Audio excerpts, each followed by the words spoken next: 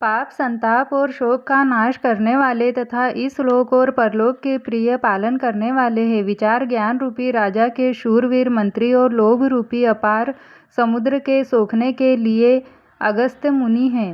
भक्तों के मन रूपी वन में बसने वाले काम, क्रोध और कलयुग के पाप रूपी हाथियों के मारने के लिए सिंह के बच्चे हैं। शिवजी के पूज्य और प्रियतम अतिथि है और दरिद्रता रूपी दावानल के बुझाने के लिए कामना पूर्ण करने वाले मेघ हैं।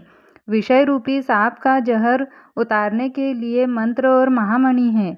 ये ललाट पर लिखे हुए कठिनता से मिटने वाले बुरे लेखों मंद प्रारब्ध को मिटा देने वाले हैं। अज्ञान रूपी अंधकार के हरण करने के लिए सूर्य किरणों के समान और सेवक रूपी धान के पालन करने में मेघ के समान है।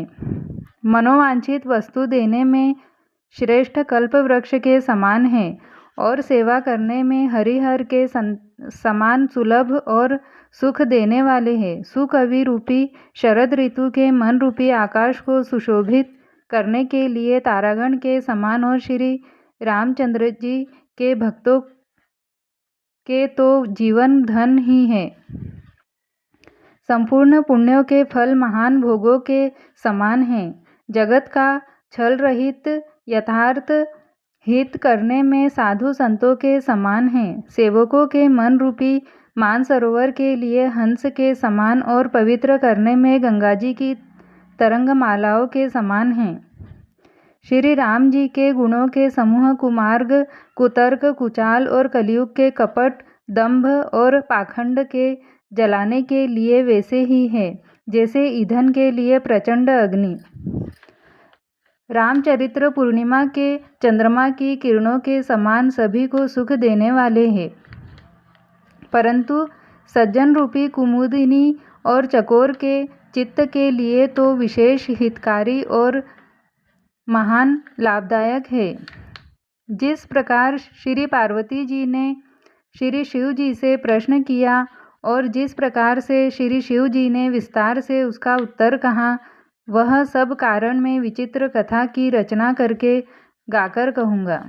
जिसने यह कथा पहले न सुनी हो वह इसे सुनकर आश्चर्य न करे।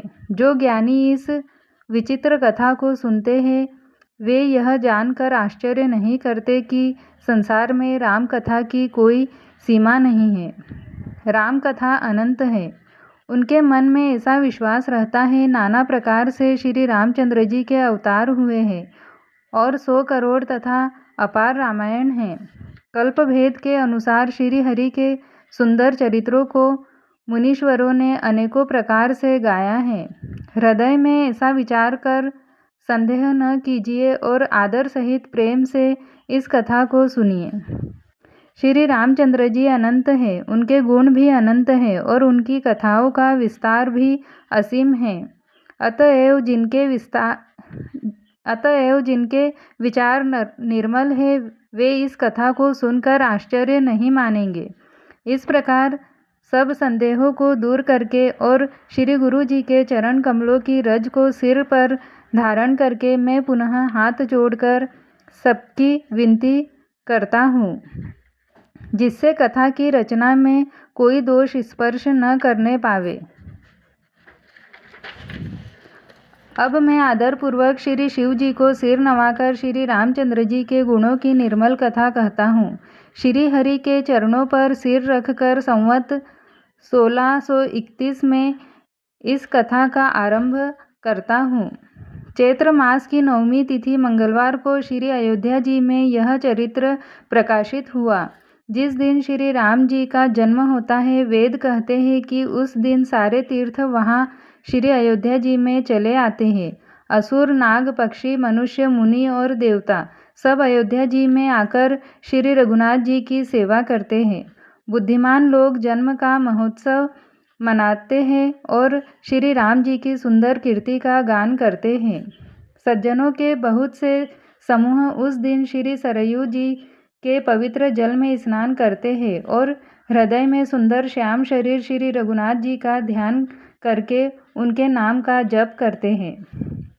वेद पुराण कहते हैं कि श्री सरयू जी का दर्शन, स्पर्श, स्नान और जलपान पापों को हरता है। यह नदी बड़ी ही पवित्र है, इसकी महिमा अनंत है, जिसे विमल बुद्धि वाली सरस्वती जी भी नहीं कह सकती। यह शोभायमान